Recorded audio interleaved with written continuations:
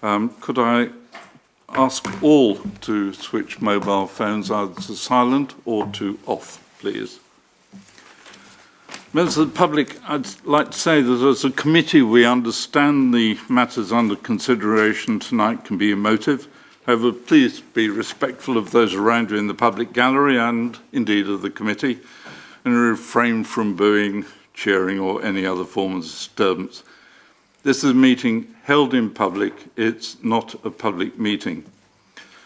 I'd like to introduce the officers sitting at the table in front. The far side, Lewis Jones, our legal team member. Next to him is Steve Weaver, who, as from tomorrow, is the interim head of development control. Welcome, Steve. Janet Walsh, who is currently the interim head of development control and is taking up another post with us tomorrow. Then Tim Bryson, who's a senior planning officer and the officer responsible for the report that we're considering tonight. And then Elizabeth Sims, head of our planning department. Moving on then, also like to welcome over there Paul Fellows, your first meeting to Joint Planning Committee. Welcome, Paul. So moving on to the main items of business. Item number 1, minutes of the last meeting. To confirm the minutes of the meeting held on the 27th of November 2017, are they agreed as a true record of that meeting? Yes. Thank you. Apologies for absence. Emma? We have apologies from Councillor Anna James. There are no substitutes. Thank you very much. I see we've got a full meeting tonight, but can I just ask everyone to remember that if they can't make a meeting, can they give at least 4 working days notice so that we can find substitutes for the committee? 3, declarations of interest. Emma? None before the meeting. 4, questions from members of the public. Emma? None received.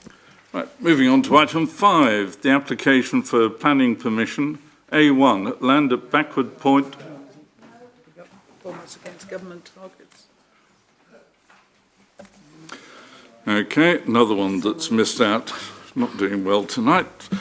Right, item 5, performance against government targets. Janet Walsh. Councillors, this is just on your agenda to alert you to the fact that these statistics will be in front of you for future agendas going forward. Executive made a decision on the 28th of November that as officers we should be drawing your attention to the quality and the quantity indicator for the service. So it's just a standing item, and in future we will be leading you through the statistics. Thank you very much. Item 6 then, application for planning permission, WA 2017-1636, land at Backward Point, Cranley Road, Ewhurst, GU67RJ. It's the approval of reserve matters, including scale, appearance, layout, landscaping, following the outline approval of WA 2015-1903 for the erection of 31 new dwellings, together with the discharge of conditions 9, 14 and 19 of WA 2015-1903.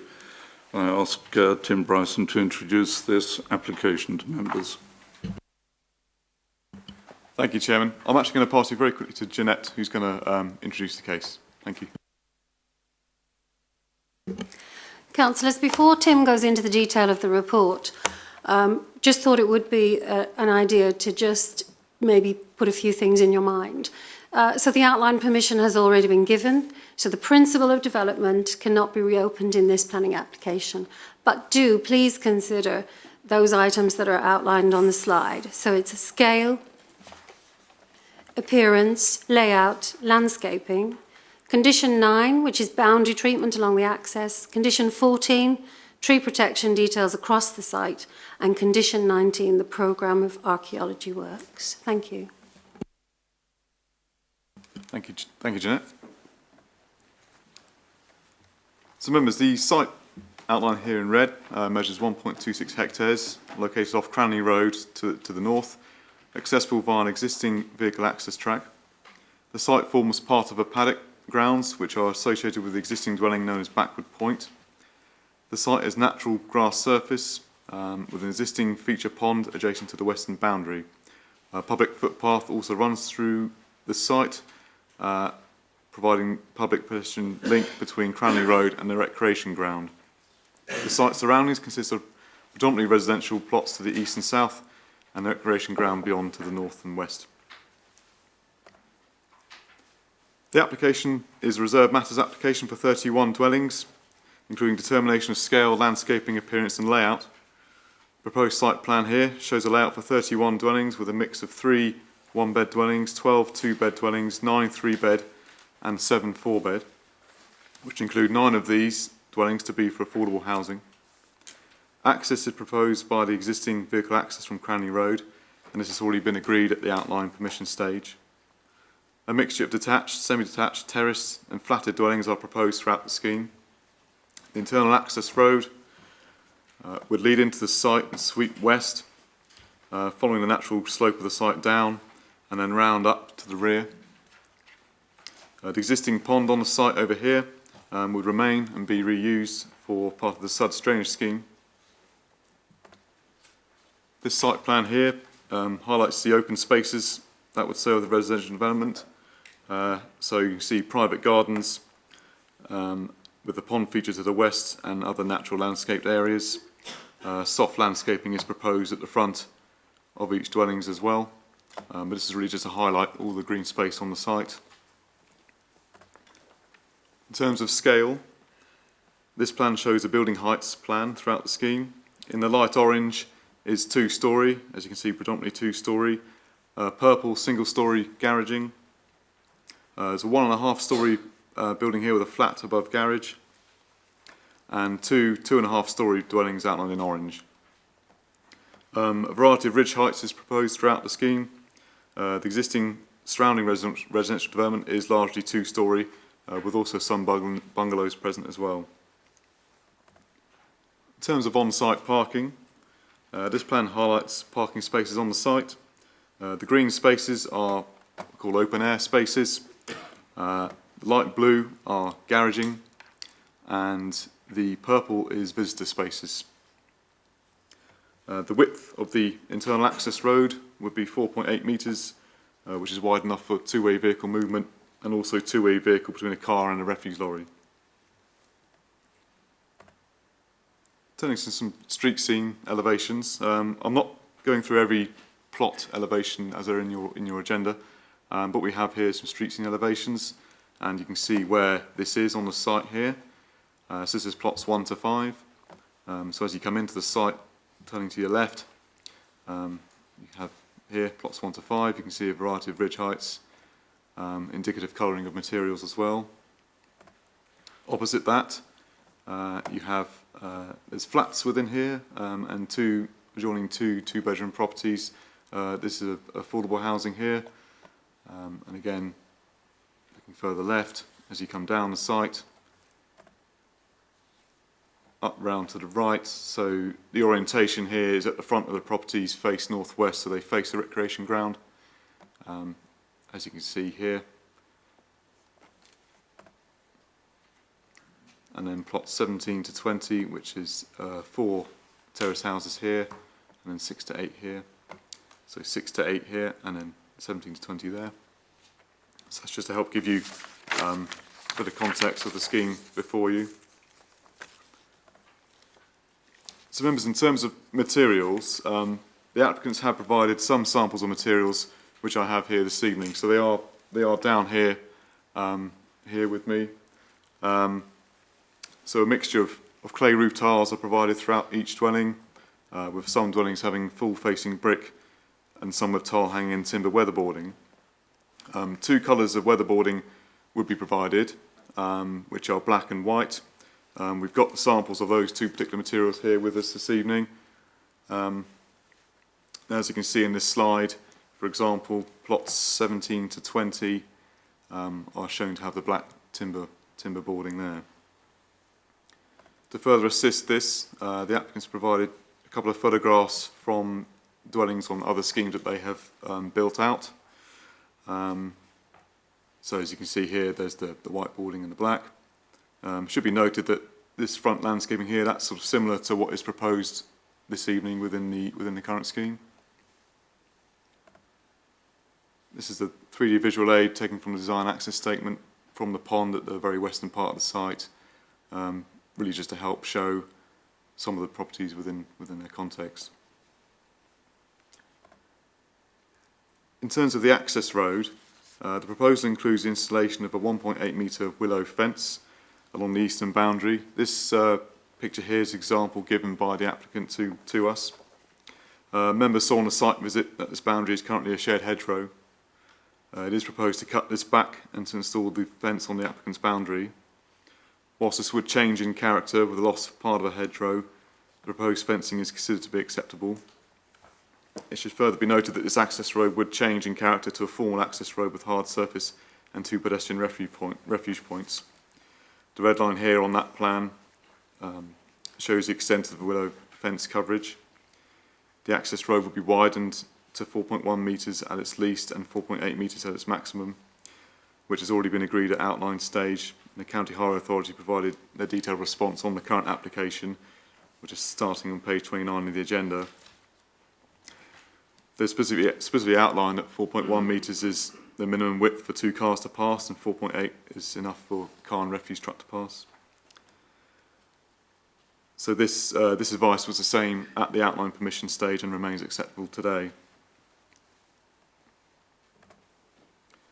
Turning to some site photographs, you can see here I've put an arrow where I am roughly standing on the site. So looking northeast, the row of plots 17 to 20 here would essentially be in the distance here, and then again here looking southwest from the existing property backward point there, which is the highest point on the site. Again, so properties are sweeping down here. You can just see black here, that's where the pond is, just as a reference point for you. So this top picture looking slightly southeast across the site. So again, just to help, you can just see some properties in the distance, which are the ones at front of Cranley Road. And again, looking further up, this time further down near the pond, looking back up at the existing dwelling.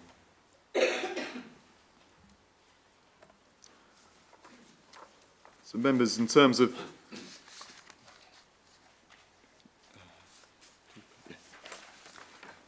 the determining issues with this application, I'll draw your attention to the matters of judgment on the right-hand side. In terms of the layout, officers considered it results in a good residential development for the site. The proposal makes use of the natural sloping gradient, and its layout provide active frontages to the recreation ground. The position of the buildings have been carefully considered, and although the outlook from some neighbouring properties would alter, it would not be materially harmful. The scale of the development is considered to be suitable. A mixture of building heights is proposed throughout, which adds character to development without causing wider visual harm. The landscaping and appearance proposal is considered to result in a good design, which will provide a characterful residential development for Ewhurst. The level of amenity space provides a balance between usable, sizable gardens and providing a good number of mix of homes on the site. The site also has good access to the public recreation ground to the north, which future occupiers could utilise, including use of the playground. 3 conditions are also proposed to be discharged as part of the submissions, and following advice from consultees, officers are satisfied with the information submitted. In terms of a verbal update, there is just a couple of areas in the report, Chairman, I need to bring your attention to, and that is the 3rd paragraph on page 38. That should actually can be deleted from the agenda. And also the 1st paragraph on page 48 under impact on heritage assets, that can also be deleted.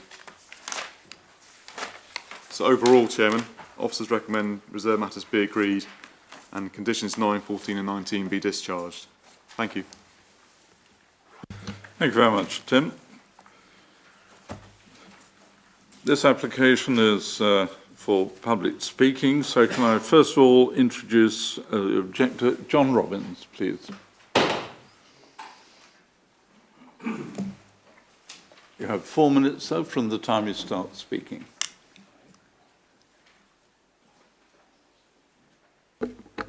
Chairman, ladies and gentlemen, my name is John Robbins and I speak on behalf of the residents of 11 Ewhurst properties directly and adversely affected by the proposed development.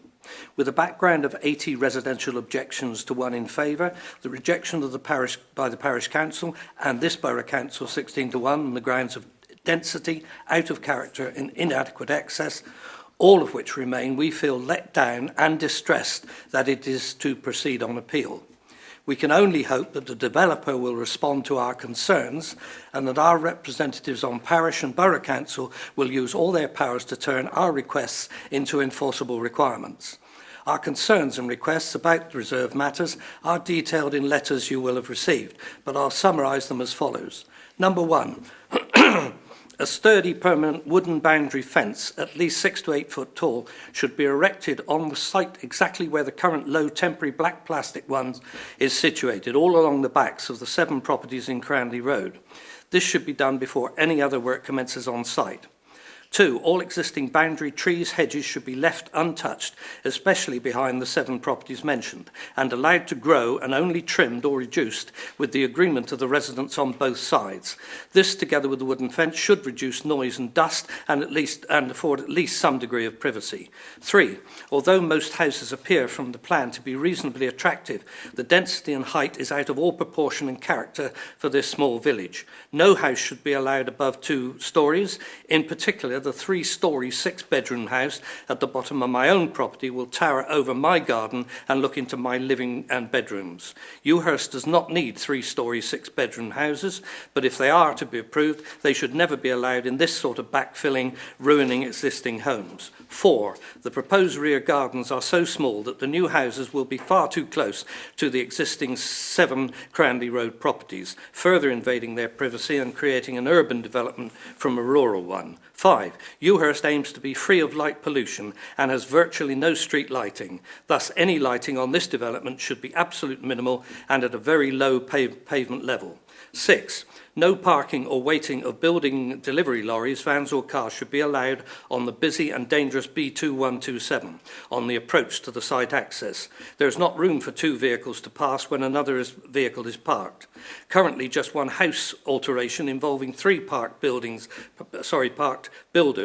vans, is causing tailbacks, as would traffic lights, which would also cause the use of Gadbridge Lane as a rat run. The latter is narrow, already quite busy, and has no pavements. 7. The runoff from these houses will ruin the large pond and its considerable wildlife, and a full ecological assessment should be carried out. 8. We have seen no plan to deal with the extremely vulnerable pole right on the corner at the access point, which carries all our electricity, broadband and telephone. Finally, although no debate is allowed here on the subject, we all remain of the opinion that a huge mistake has been made over access to the site. I heard the appeal inspector be assured that the central hedge would be removed, but the joint owners have refused permission, leaving the most narrow and dangerous single-track access. We cannot afford a judicial review. Our only representatives are you, the council, and we believe you should take up the matter with Highways. We seriously believe traffic chaos, complaints, accidents, injury and even death are likely to result from the current approved access plan. Thank you. Thank you very much, John Robbins. Now I'll ask the supporter of the scheme, John Neville.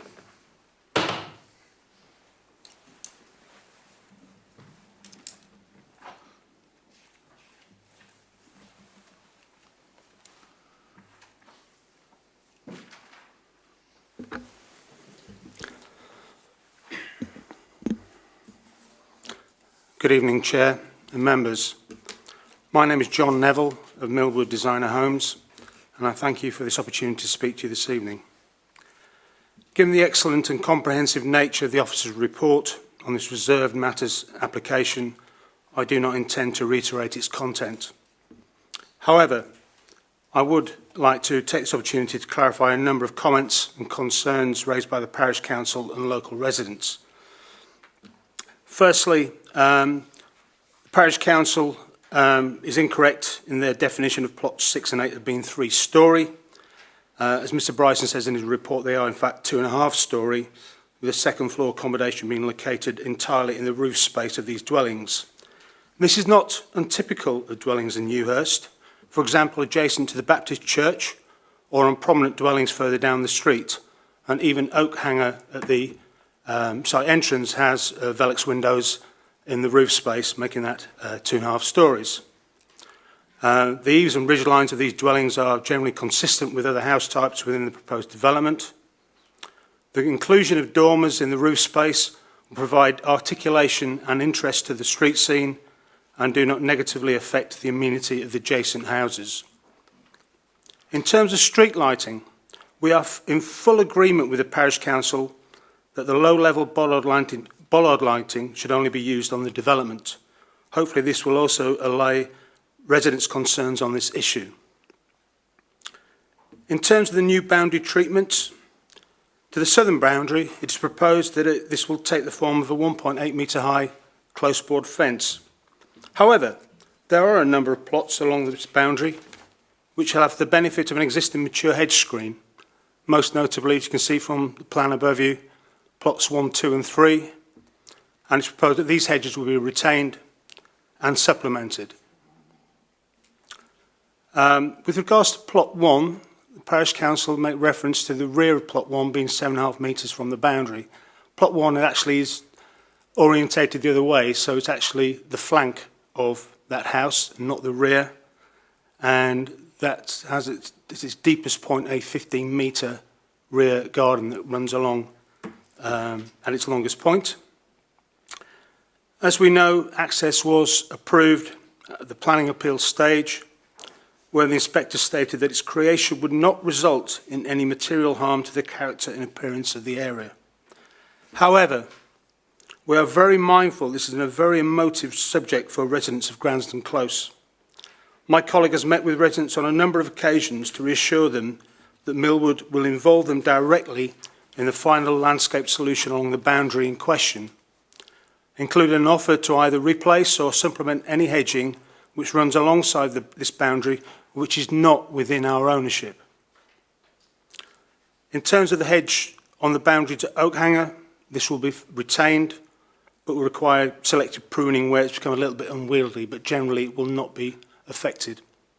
Thank you very much. Thank you very much. Now turn to Councillor Val Henry. Thank you, Chairman. This is a clever layout with a good mix of styles. However, I do have some concerns and wish to bring these to the table for hopefully further discussion. For the tree protection scheme, I would like to see this included as a blanket TPO coverage for the whole of the site, trees and hedging. The view from the recreation ground below will undergo a dramatic change for those people that are aware of that situation. The application site is elevated from the rec, and with the rec acting as an arena. So you've got the Surrey Hills with the few very large mansions on the horizon.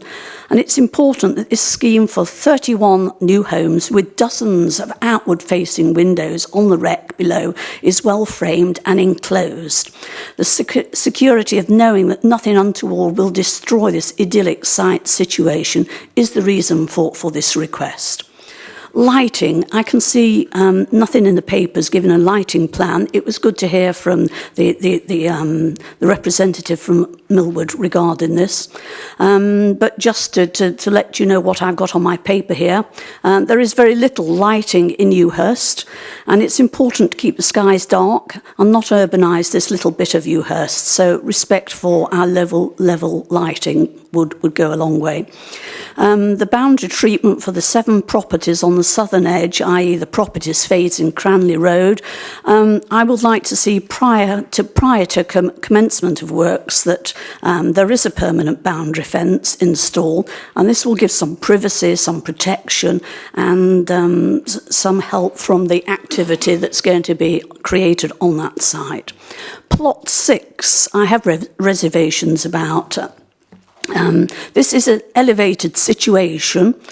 It's one of two 2.5-storey builds, and this plot in particular, as I say, it's elevated, and it has, I think, an unfriendly neighbour relationship with the property Tanglewood on the Cranley Road. It doesn't provide for a good standard of amenity with the existing occupants, i.e. overlooking. So not desirable in a new build, I don't think. Further, the design and appearance of number 6, I would consider to be out of character and with the rest of the development, Lilliputian, as I would call it. Discharge of conditions. Number 9, removal of hedgerow along the access road and installation of hurdle fencing. To compensate for this, I would like to see the residents of Gransden Close in replacement for the green sward that's going to come out there. I would like to suggest that the residents and the developers get together and between them come up with a planting programme of their choice. There is a difference in heights between those two access points.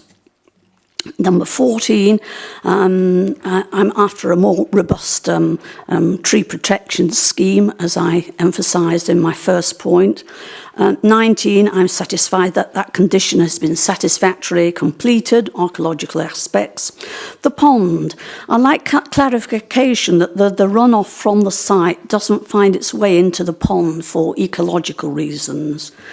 There is an error on page 48. It talks about Bramley Conservation Area. I think that's got slipped in wrongly. Overall, I think this is a good scheme, a clever layout, a good mix of styles. And if you can accommodate my concerns, then I and many of the residents of Ewhurst would be happier.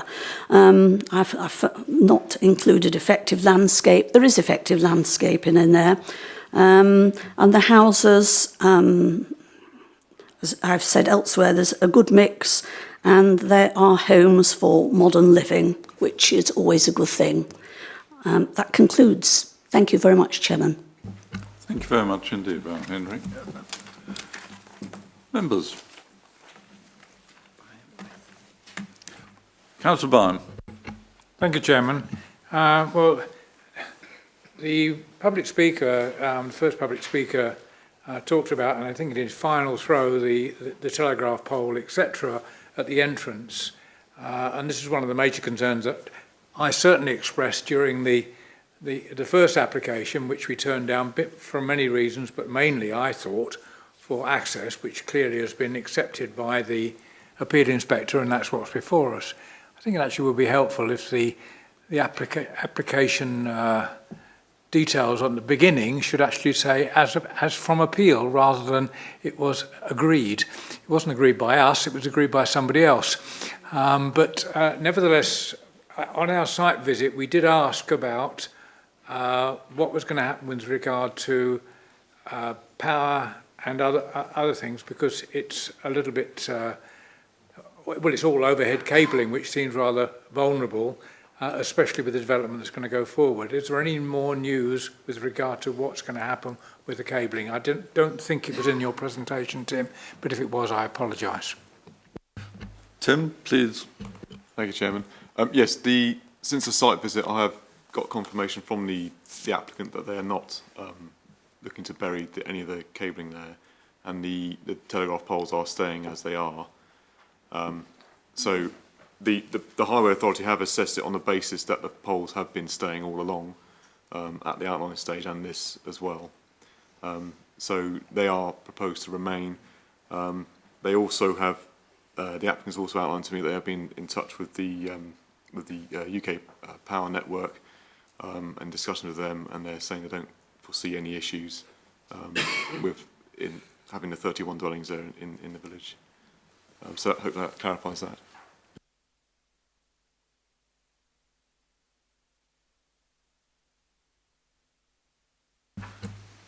Councillor Lee? Thank you, Chairman. Can I just ask, to begin with, path 437, can you show me on the plan exactly the route taken by that path? I believe it begins by going along the access road, but then where it is routed to get to the recreation ground. So the footpath comes from Cranley Road up the driveway, and it carries on to the right, all the way down here, and then it does bank down here slightly and comes in just behind there's an existing brick pavilion building on the recreation ground, and it comes in essentially behind there. Carry on, Councillor Thank Lee. you, Chairman. Yes, looking at the plan, we see a design there which is very normal and has been normal so far as I can see for a decade or more. It certainly looks out of keeping with the properties that are identified between the southern boundary and Cranley Road, and have got the house names. The density is very dense indeed.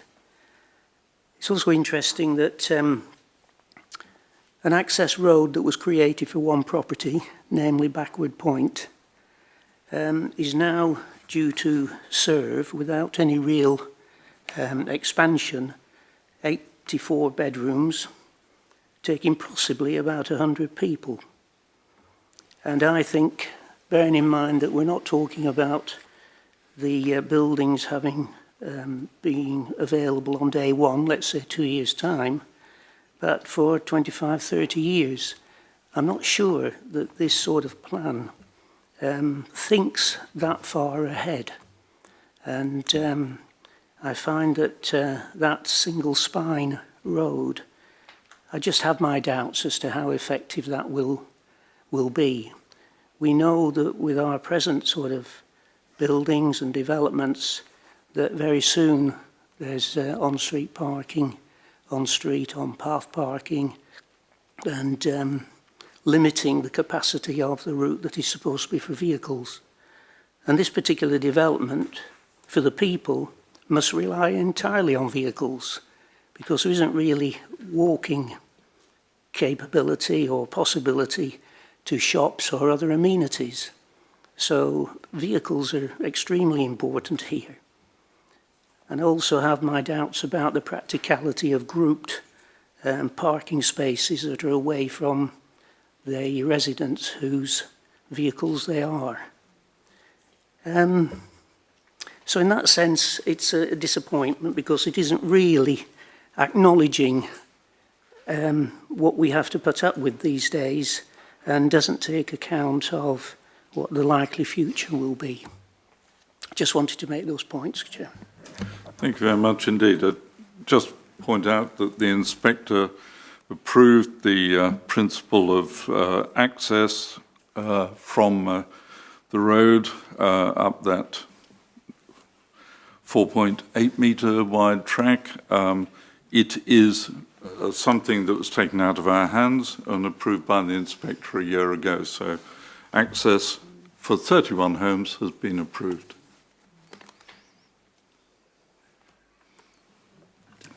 Councillor Adams. Thank you, Chairman. Maybe it was in the previous application, but I'm not quite sure how the management of this site is going to continue. Is there going to be a management organisation set up, obviously to maintain the access road and other areas? And what would happen if that management plan failed? Would the parish council then have to take on responsibility? How is this being organised at the moment? I believe it's done through the 106 agreement, but I'll ask Tim to bring you up to speed on that one, and maybe Lewis. Certainly the intention is a management company to look after the roads, the SUDs and everything else. So, Tim or Lewis, who's going to take this one? Thank you, Chairman. Yes, it's under the legal agreement for the outline permission. It is a management company to be set up who would manage the roads, the drainage, and the open space on the site. So all the areas outside of the individual residential plots, essentially. But it does include the access road, as it's not being adopted by the Highway Authority. Do you want to continue? If I can continue, yes. And if the management company fails?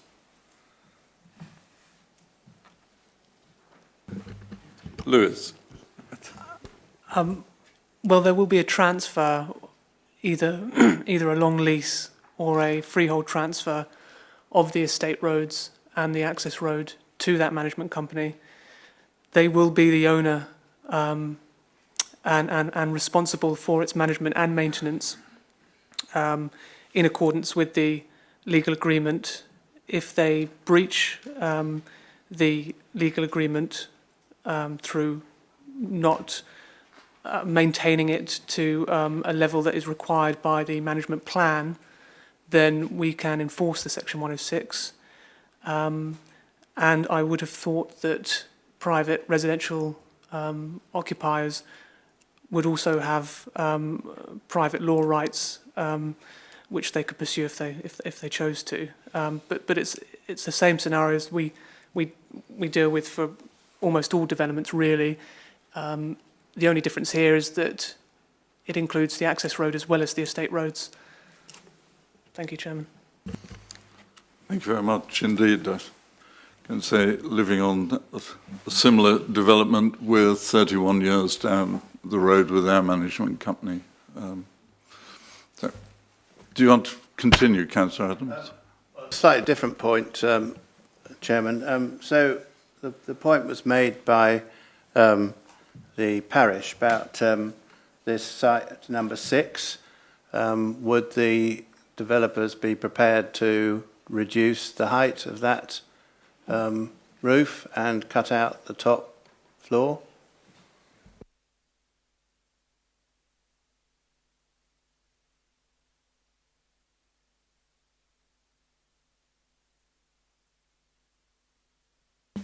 Thank you, Chairman. We as officers have concluded that it is acceptable. You're right, it is one of the tallest buildings on the site, so there's this one and plot 8. The site does naturally slope down. Plots 6 and 8 are in the lower parts of the site. And so we as officers have concluded it is acceptable. But it is a matter of judgment for members this evening on it. So that's our view on it. Councillor Band.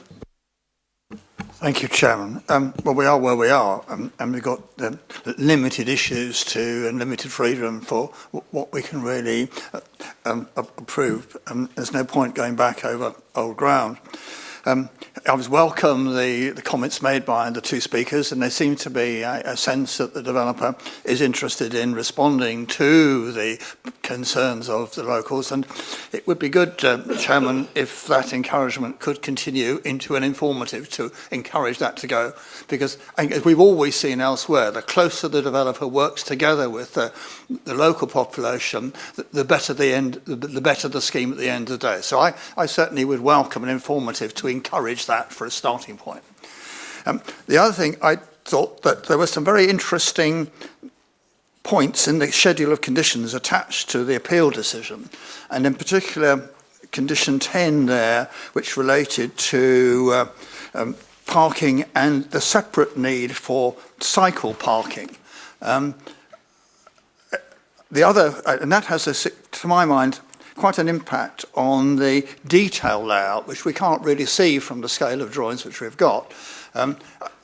I'm not suggesting that this is a reason for rejecting these proposals, but it does seem to me that it would be important at the detail stage for officers to actually ascertain, ensure that there are separate provisions for cycle parking from car parking.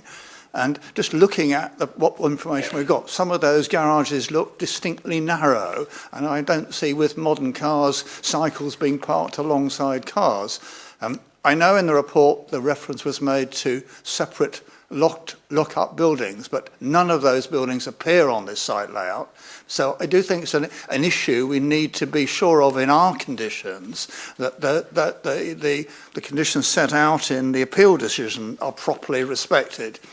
And I'd also add there's another one that has an impact on layout, which is condition 17 in the schedule of conditions on the appeal decision, which relates to provision for the storage of the wheelie bins. And again, there's nothing we can see from the layout drawings we've got as how wheelie bins will be nicely tidied away. And I do think on a tight layout like we've been proposed here, it is important that all properties, particularly the smaller ones, have adequate provision for tidying away the wheelie bins. And again, I don't know how it is intended to deal with this, but it is important that either we cross-refer to those conditions in the appeal decision, or we actually beef up some of the conditions in our actual recommendations here. Condition 10 of this officer's report would seem to be a suitable starting point for perhaps beefing those up and cross-referring. But I think they are two important issues in terms of detail layout, which in a tight layout like we've got here, in my view, Chairman, do need to be properly satisfied as the project goes forward. I don't think it's a cause for rejecting what's here, provided we are satisfied that they are fully in control. The officers are fully briefed to be able to deal with that. Thank you, Chairman. Thank you, Councillor. Councillor Forresky. Thank you, Chairman. Councillor Band actually said a lot of what I was going to say there, especially when referencing an informative to having some better communications between residents and the developer. I share many of the concerns of the residents, and personally, with my hand on my heart, I'm not quite sure that I could actually go along with the officer's recommendation on this, because I believe it is wholly out of keeping. But however, we are where we are, as Councillor Band has said. An inspector has established the principle of development by default, as this council, it wasn't something that this council wanted. I take on board exactly what Councillor Lee said, which was regarding the access, and that for many years this was access to one property. So I find it hard, and I find some of the decisions made by the inspector quite uncomfortable reading in places, and that is actually one of them, because to go from one single access to a number of dwellings, I think is a bitter pill to swallow for local residents. Again, trees, density, height, layout, beauty's in the eye of the beholder. 3-storey, 2.5-storey.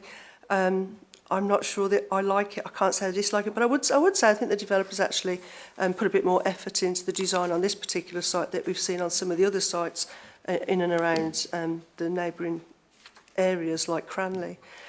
So I struggle with this greatly, because I know I'm between a rock and a hard place. But I would urge and I would wholly support what Councillor Band said, which is to look for an informative or a condition that allows the residents and the developer, any stakeholders with an interest, to actively get together. The principle of development has been established, there's little we can do about it, but let's extract the best out of it. And if you talk together, and that's the only way forward with this scheme. And I think in terms of the management schemes, it's an unknown quantity across the borough, I think, at the moment. We've seen so many schemes come forward that have management companies that we know little about how they're going to perform or operate into the future, because it's an unknown quantity for us, and only time will actually tell what will happen there. And I just hope it doesn't fall back on parish councils to pick up the pieces. So I would urge that an informative be in place to make sure that the very best is extracted from this scheme. Now the principle of development has been established. Thank you, Chairman. Thank you very much indeed. And the informative, and do notice Mr. Neville indicating that he's heard it and agrees with it too. So that was something, Tim, for a bit later on. Moving on, Councillor Dean. Thank you, Chair. Like everybody, the access does give me concern, but it's not a place we can go. I would hate to be walking children down that road at school time with the vehicles, but that's been forced on us. If I may first just come to a question and then go to a couple of points. And my question is, normally in our reports, we have a breakdown of the housing mix, which is then measured against our policy. So it's X amount of percentage should be under 3-bedroom for affordable and market, and that's not in the report. So I'm just really looking for confirmation from Tim that the mix proposed actually meets our policy. So if I leave that question first. Sorry? No, it's supposed to give a percentage against our policy. That's just the numbers. So if I leave that firstly with Tim, if I may. Do you need a couple of minutes, Tim, to...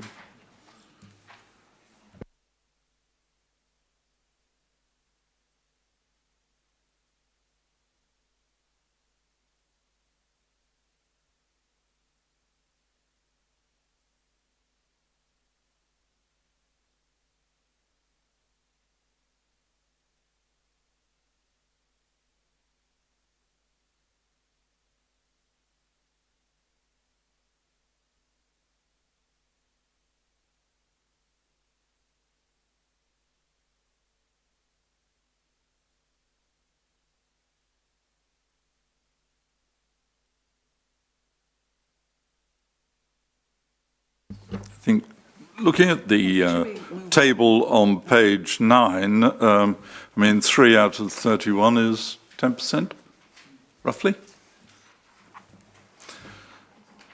I think the numbers are there, but you just want confirmation that it is with our policy. Thank you. Right. Tim, do you want to move? Councillors, could we just come back to that? We'll come back with the answer for you. Thank you very much. We'll move on. You want to come back, Councillor Denis? Whilst I'm just working out, thank you for that. Just a couple of other points. I totally agree with the low-level street lighting, and I think that's an absolute must on this one. So whether that's tightened up within the conditions and informatives, or I'll leave it as that. I saw no mention of electric charging points, which is now something that we are asking for in every application, especially in a state like this, but there's no mention of any charging points. On page 36, it says there's one of the letters or the objections talks about the red line plan is incorrect.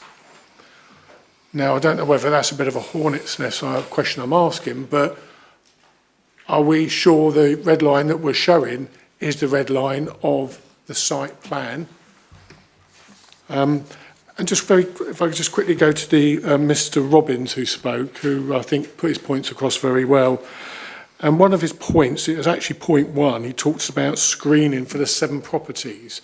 And again, I wonder whether that's something the applicant could agree to, because having a great big development built, I think that would really put some of the residents at ease if that could be agreed.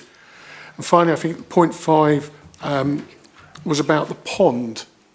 And it's just, I wonder whether there was a reason why we hadn't asked for an ecological report, whether there was a need for one.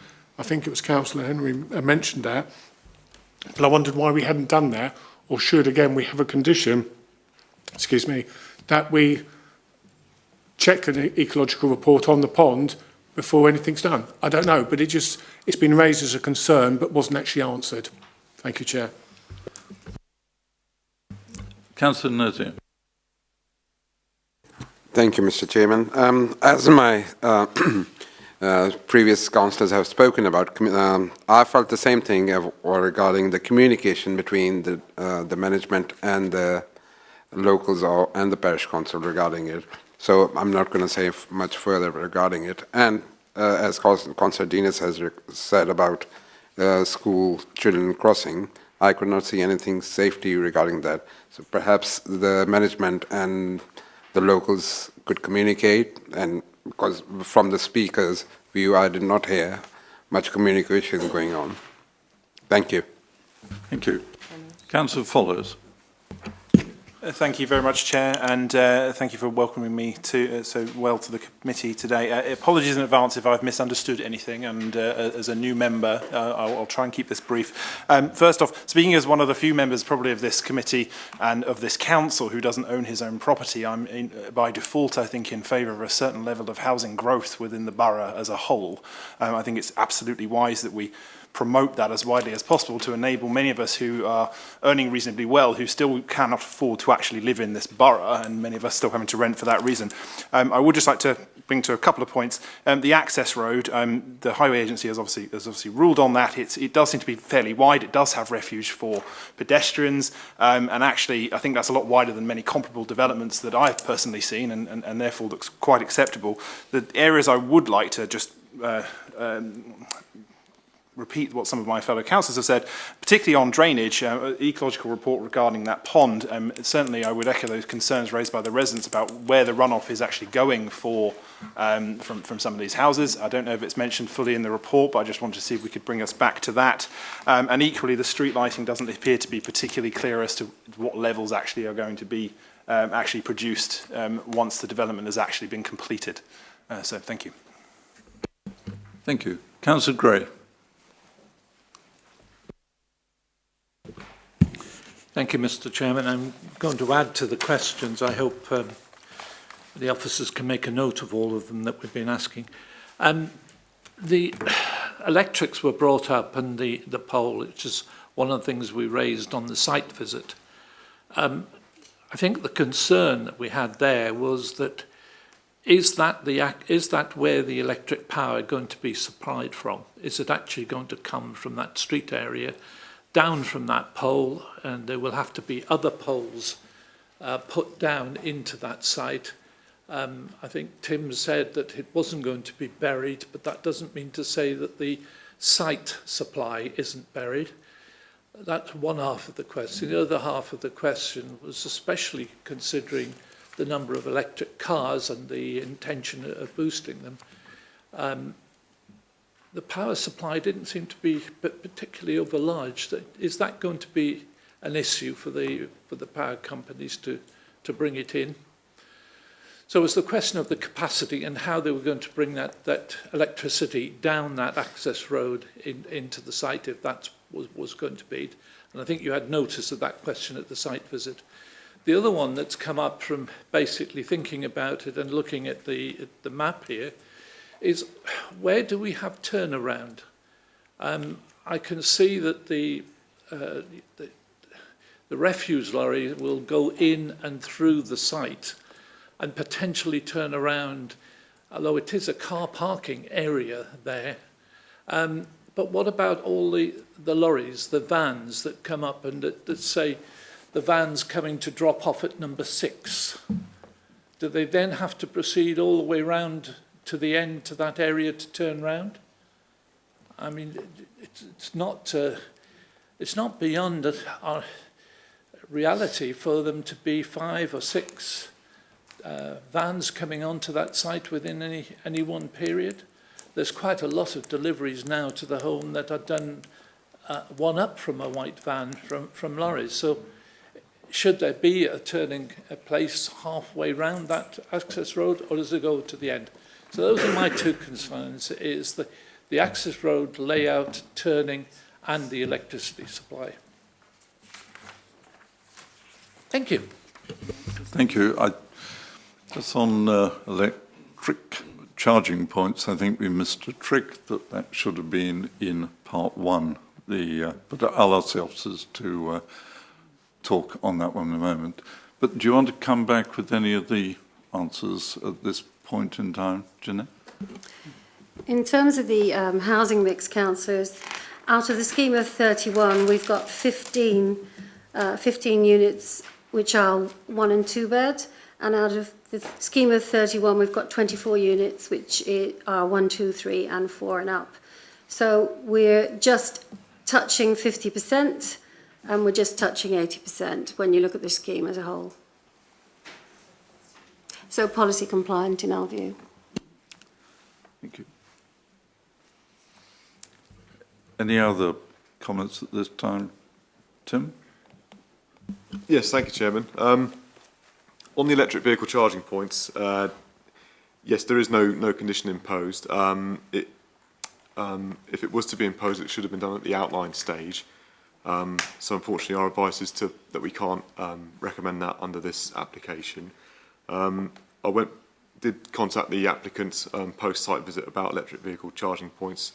Whilst they are not providing them, they are providing some electricity supplies to the garages for each dwelling that has a garage where they could be installed if future homeowners take on an electric vehicle. In terms of the pond on the site, it is proposed to be utilised for the suds drainage scheme. I think Councillor Henry talked about is the runoff from the roads going into that. Well, yes, it is. But it is to be cleaned before, as part of that process, before it goes into the pond and then beyond into the adjacent waterway. Street lighting, from my conversations with the applicant, yes, to be some low-level bollard lighting, but that is to be submitted via condition. And the overhead lines into the site, I don't have the detail of exactly how they're being fed into the site, but they are proposing to connect to the existing network. So the poles, as shown up on, as you saw on site, are likely to obviously remain. But yeah, we don't have, we can't comment really further on the electricity supply going in. In terms of van turning, the width of the road is 4.8 metres. Allows for two-way vehicle movement, so whether someone could do a 2 or 3 point turn, or they could, larger vehicles head up and turn up here. The vehicle refuse truck, in terms of the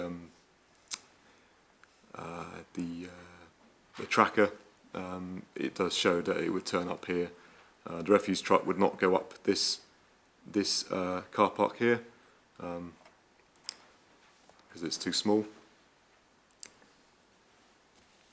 So I hope that's answered most things, but do come back if that hasn't. Thank you, Tim. Councillor Hyman.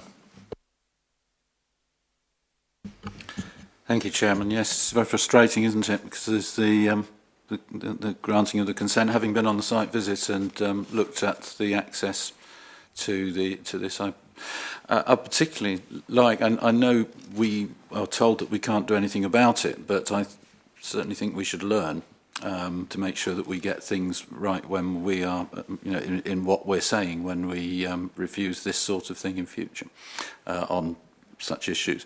I mean, looking at that access road, 4.1 to 4.8 metres.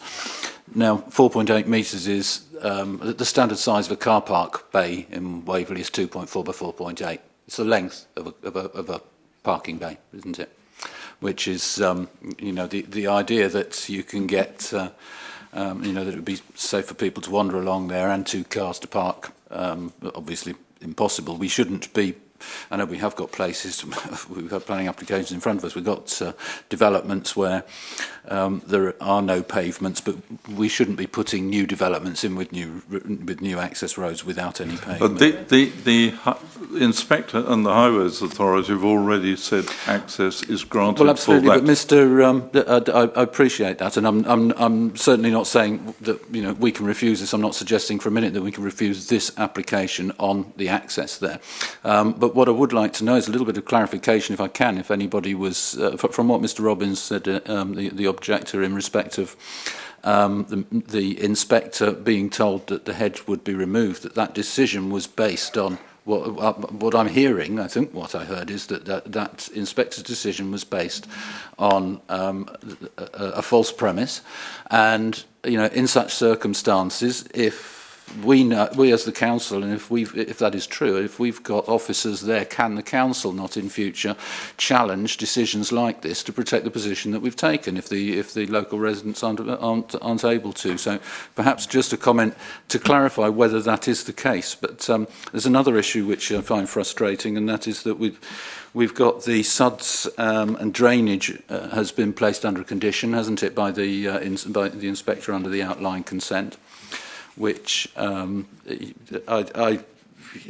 don't know whether it really is practical. We don't know whether any infiltration testing's been done, or I don't see anything in the papers. I haven't found anything as to whether there's a practical solution and what the ground this is on, because if it's on Wealden clay, it may well be very difficult to put in suds. So, the whole development, does it depend on that? I find it. I feel quite disagreeable in respect of this. Other than I like the design and the weatherboarding on some of the on some of the buildings that have been put in, but I think it is trying to fit a quart into a pint pot.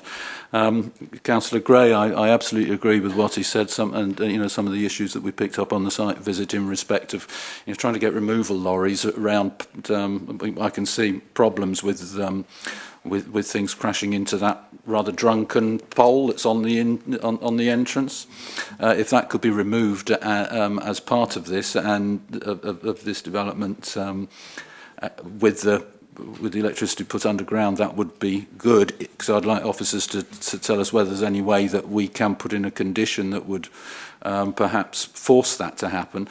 I disagree a bit with what Councillor Foroshevsky and Councillor Ban said in respect of encouraging the applicants to talk. I think we have to get it right now, rather than put it down to a condition for people to talk, because that doesn't necessarily come out with give us any meaningful outcome. And noting the parish council comments and a minimum depth, particularly of 7.5 metres. I think the applicant told us it was 15 metres at the most, but it would have been nice if it perhaps been a bit more open and said it's 7.5 metres at the least. That is very close to the existing neighbour's garden, and unless we can put in place a condition such that we limit the ground level of that property, of the properties which are 2.5 or 3, however you want to look at it, stories high, particularly on the ones that are on the higher level. Unless we can limit the ground, finished floor level of those, so that they are in effect at the same level as the lower dwellings because of the slope. I'm minded to say that I'd like the developer to go away and see whether he can come up with a better design that doesn't have that height of development overlooking those that high above the boundary. We don't have to trust this to. We can say we don't like it as it is and why. But we are here, Councillor, to judge this application. That's what I'm saying. Yes, absolutely, and I think we should do, rather than trust it down to the neighbours being able to get improvements after our decision is made. Can cars really pass each other in a 4.8 metres? Well, if they're crawling very slowly and they're narrow, and to say that they can get, in 4.1 metres you can get a truck past a car, I wouldn't want to try, and I certainly wouldn't want my kids walking up and down that path there with that number of houses down it. So we can't do anything about that bit, but it's just very frustrating, and at the moment I'm wondering, can you tell us, can we limit by condition the finished floor levels so that the houses are in effect sunken into I'm not saying they're sunken into the ground. You can change the ground levels depending upon what ground you built on. If it's clay, we could have problems with suds anyway. Thank you, Chairman. Thank you. Councillor Frost. Thank you very much, Chairman.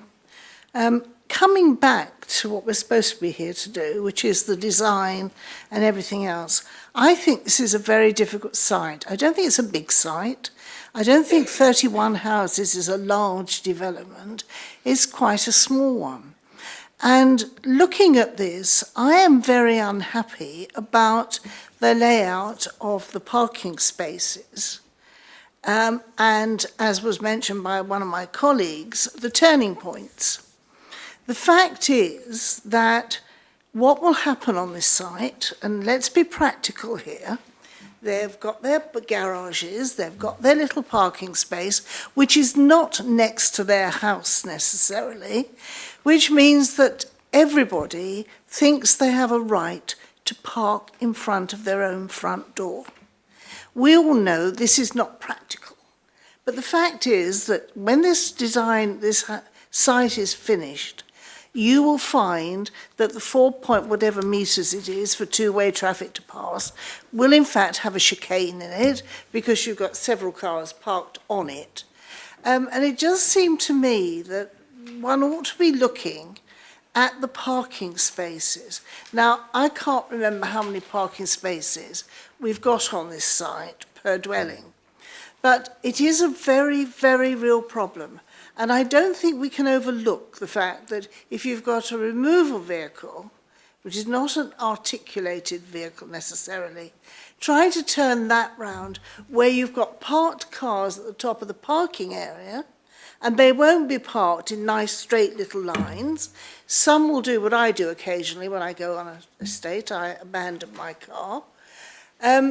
And therefore, we are going to have problems. And I don't think the parking on this site has been terribly well thought out. I like the designs of the houses, but it is just the whole question of parking and road usage, which worries me very much. I have one other area of concern, and that is the white fascia that is going to be on some of the houses. Is that made of plastic or is it made of wood? Wood? Right, well that gives me even more cause for concern. In Farnham we have several developments, and I quote Marshall's as one of them, where in fact they have got this type of cladding. True, it's not crossways, it's horizontal, it's up and down.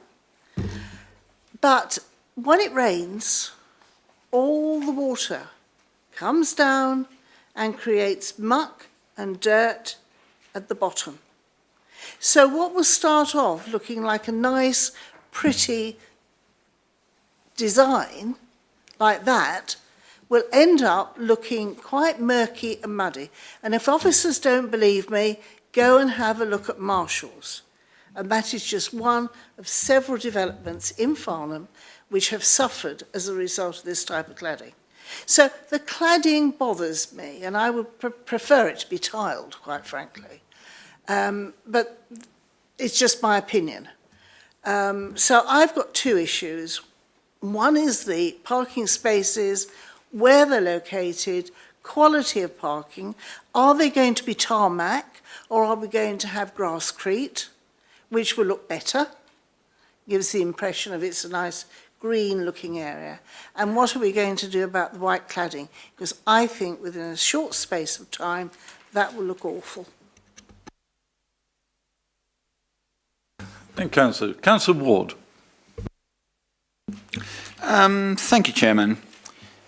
Recently I had the delights of going around our Oxford Ridge development, which I found very impressive, and it has a number of features which I think this particular development would benefit from.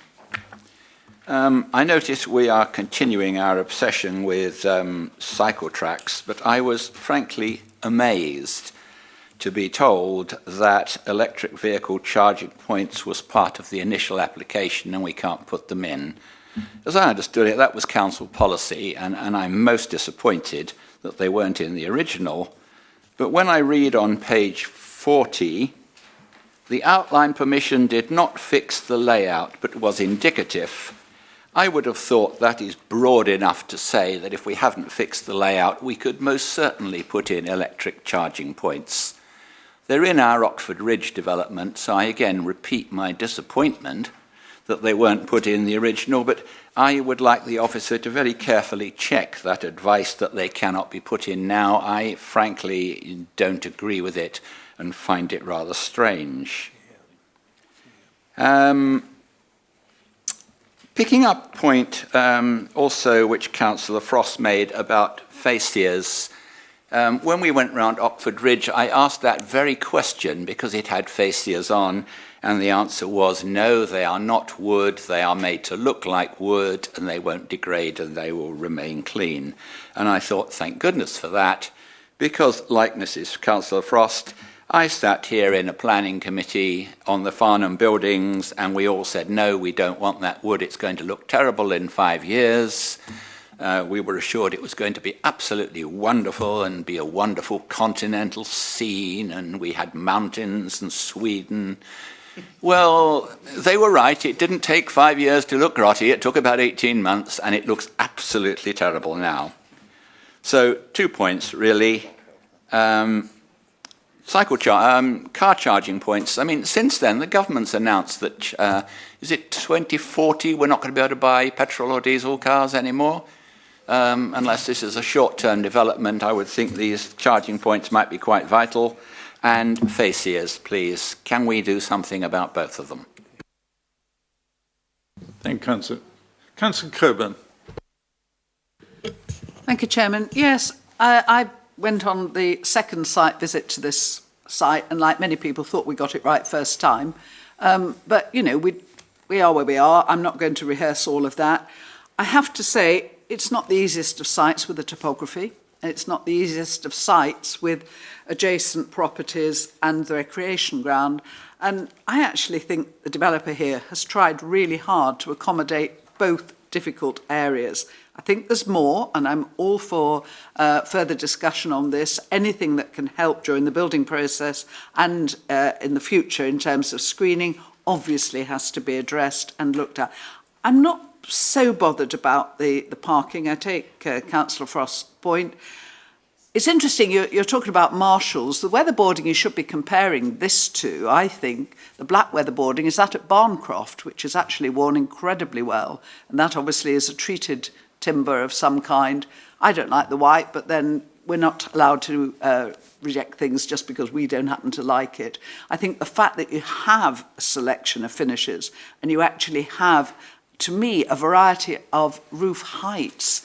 I don't like the idea of a very high building. I understand the problems of overlooking, but I would actually rather see roofscapes that are broken up, slightly different angles, than repetitive straight lines, which is what we had very much in the 60s and 70s, and I don't think that was a look that we would like. Given that I wouldn't put a block of flats on this site if I had a choice, but I don't, I can't really see that that could be much improved, to be perfectly honest, as a block of flats. So I'm with Councillor Band and the other councillors who reluctantly accept that there is permission for this site, there is permission for the number. The layout is difficult because of the topography, as it always is on any site. And I think, given the constraints, that it's not perfect, but I think it's certainly an improvement on many of the bland ones we've seen recently. And I think to orient some of the buildings to take the proximity of the recreation ground into account is actually, what should we say? I think it works. Not work perfectly, but given that we're human beings dealing with a situation we don't want to be in, I think this is not by any means the worst we've seen. And given working with the community, given landscaping, given sympathetic lighting in terms of bollards, if necessary, looking at the ecology of the pond, all the things that we have flagged up, then I think this is probably an acceptable plan. Thank you, Councillor. Before I ask the officers to sum up and answer any further questions, I just wonder if Councillor Val Henry has any matters you wish to raise. Sorry, Councillor Gray. I'll come back to you in a moment. And okay. My turn. Thank you, Chairman. I have got real concerns about that electricity pole on the entrance. It does seem rather arcane in this day and age to have that type of a setup. And lots of wires going down to the site. I really don't think it's fit for purpose in this day and age, and generally not desirable.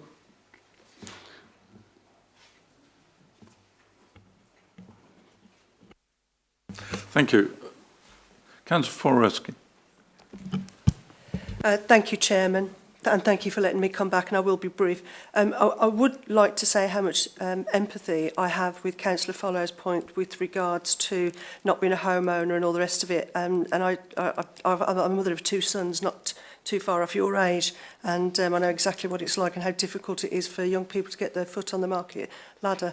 Having said that, the Councillor Hyman mentioned something which I think was a very critical word that we could all appreciate, is what we can learn from the things that we've done in the past. And I think this is a step forward in the right direction of learning, because the design and the thought processes has been thought through a little bit more.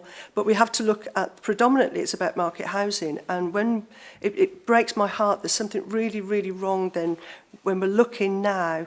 If we could go back in time and fast forward, how differently we were done to actually target the houses that we really need in Waverley. If you look at some of the literature that's coming out, it is very much targeted at the market housing, and there isn't a problem with that, but it doesn't deal with the actual problem that you've got here. So I do have a great deal of sympathy what's been said there, and it's all about appropriate development in the right in the right location, and it being sustainable. The one thing that does worry me enormously is on page 36, the lead local flood authority. I'd like some explanation on that, if I may, because it talks about due to insufficient information and a condition not being able to be discharged. So I'd like some clarification on that. But just going back to one point that Councillor Hyman made, there are some great examples from previous applications, Carla Holmes being one of them, because I think they've been very honourable in the way they've worked with the community, and Cranley Brick and Tiles also have been very honourable in the way they've worked with the community. Even after the stage of reserved matters being approved, they have continued to work with the community to extract the best and get the best so the community can thrive. So I do think it is well worth pursuing through an informative that opportunity for developer stakeholders and the parish council to continue that dialogue going, because I think that is the only way forward that you're going to have a good outcome for everyone. Thank you, Chairman. Agree. Councillor Gray. Thank you, Mr. Chairman. Can I just go back to my first point on the electricity supply? My concern, I know that we've had the response from the developer, but I'm a little concerned as to how that electricity is going to be delivered to that site. If it's going to go to poles, it is going to potentially have to be put down that access road. Now, I mean, it's a very simple question. If they're going to put poles down that access road, it's going to reduce the width of the access road. And I think it's a perfectly reasonable question for us to know how the developer is going to get supply to that estate. I think on the second point, on the question of turning circles, it's slightly dismissed, but we have on the plan there, I think it's called item 9, it actually is a proposed parking court. So the proposed parking court is also the turning circle. I would ask the developer to look at the question of how vehicles are going to turn on this. I'm not going to raise it as a point that, in terms of rejecting, it's a point of observation. I could see potential things in there, but I would like a comment on whether poles are going to have to be put down that access road to deliver the electricity. I think the poles are already there, They're Councillor. not. They go to the point. Councillors, when we were on the site visit, there was a pole at the main access. You'll have noted beside it there was signage from that the Highway Authority had put up. So the signage sits right in front of that pole. Yep. In terms of whether it causes any obstructions or concerns, nothing has been raised by the Highway Authority or the inspector. In terms of the access point, when we were on site, there was one pre-existing pole. And Tim can point it out to you now. Have you got the access plan? And to our knowledge, there are no proposals to put up further poles in that respect. What we can do is, it's not a matter for us, but we can go back and get that information during the implementation stage, if that is something. We can work with the parish council and the officers and the developers, but we are not aware of any proposals for any additional poles to go in at the moment. Good. Councillor Hyman, any new point? Yeah, I forgot to say sheds, Chairman. It's very important to people who live in flats to have a shed outside, or you have to have somewhere that you can keep engine oil for your car, or you know, bits and pieces, bicycle even. Can you please, in your winding up, could officers explain whilst they're answering the other questions what arrangement there is for any sheds? I know, okay, obviously places that have got garages, the houses that have got garages, but the houses that don't and the flats, do they have sheds in there, and if not, where could they be put? Thank you. Thank you. David, Councillor Ells, sorry. Thank you. Could I just make a couple of points before you do wind up, Chairman? Firstly, I can't imagine any developer wanting to put poles down an access road. He's going to be building a new access road over the track that's there at the moment. He's going to lay the electricity supply in the road, and it'll go round in the road to serve all the houses. So all this talk about poles is very strange to me. But a couple of things I just would like to register my disappointment. People were talking about learning lessons. For the last couple of years, we've been telling developers over the way in Cranley that we don't like to see all the affordable houses clustered together, and we don't like to see great big parking bays. Here we have all the affordable houses clustered together. They're noted on there by the yellow dots. It doesn't appear anywhere else, and but it's not in the report or in the application documents, but those yellow dots show where the affordable houses are, all clustered together. And then up the top of the site, we have something that wouldn't look out of place in an industrial estate, that massive, great thing. I'm sure that a bit of thought given to the design could soften that somehow. That's all I wish to say. Thank you. Thank you very much. Can I turn to the officers now and ask for a summing up before I go to the recommendation? An informative, an extra condition? Yes, thank you, Chairman. We note some concerns raised about the use of wood cladding. So what we can propose, those materials aren't necessarily to be agreed specifically this evening. They are still to be submitted to discharge a condition, which is condition 2. So what we propose is to add some wording to start condition 2, which is notwithstanding the submitted elevational detail, comma, no development shall take place until samples, etc. So that's what we're proposing for condition 2, Chairman. We also note the quite strong response to the electric vehicle charging points. From our discussions here, I think you can apply a condition. So if you did want that condition put on, then you can propose that. And Chairman, I do have some wording for that suggested informative, which is that the applicant is encouraged to develop an engagement strategy with the local community and the parish council to ensure that good communication through the implementation of the current permission is achieved. So that's that wording there, Chairman. Thank you. Could you add the word ongoing?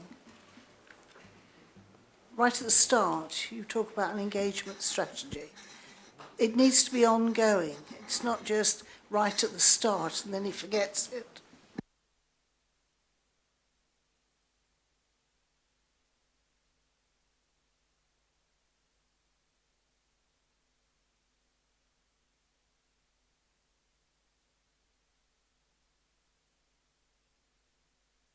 And can I just ask on the light pollution aspect, the low curb light or low bollard lighting? Yes, Chairman, that is a condition. It's a bit loose. Is it on the outline? Of the outline. Condition 15 of the outline. Yeah, thanks.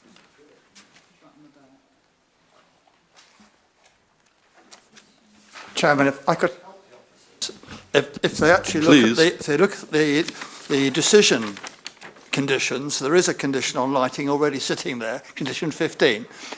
in terms of the conditions attached to the appeal decision. Apologies, Councillor Band, we did say that, but probably not as clearly as you have done. So thank you very much. That confirms our expectation.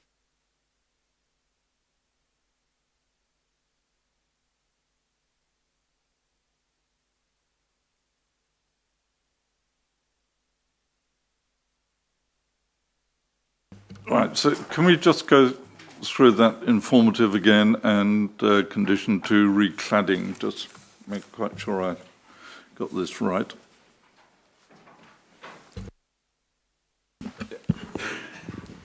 Thank you, Chairman. So the wording for the informative, the applicant is encouraged to develop an ongoing engagement strategy with the local community and the parish council to ensure good communication through the implementation of the current permission is achieved. Fine, thank you. And the matter of electric charging points, are we able to do anything there? So, Chairman, for electric charging points, we can impose a standard condition which would be a prior to occupation, prior to first occupation condition. That would be condition number. An additional condition. So, condition 11. Condition 11. And general storage, bins, sheds, what have you.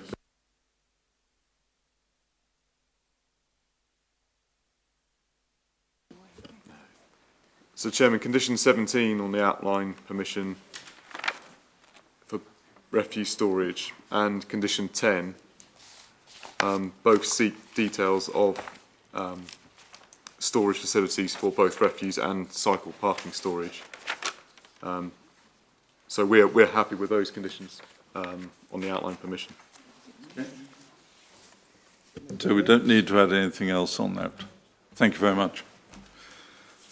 Members, I will now move to the recommendation that, subject to the conditions, the reserved matters of layout, scale and appearance, landscaping be approved and details pursuant to conditions 9, 14, 19 of WA 2015-1903 be discharged, plus the additional condition 2 recladding, the condition 11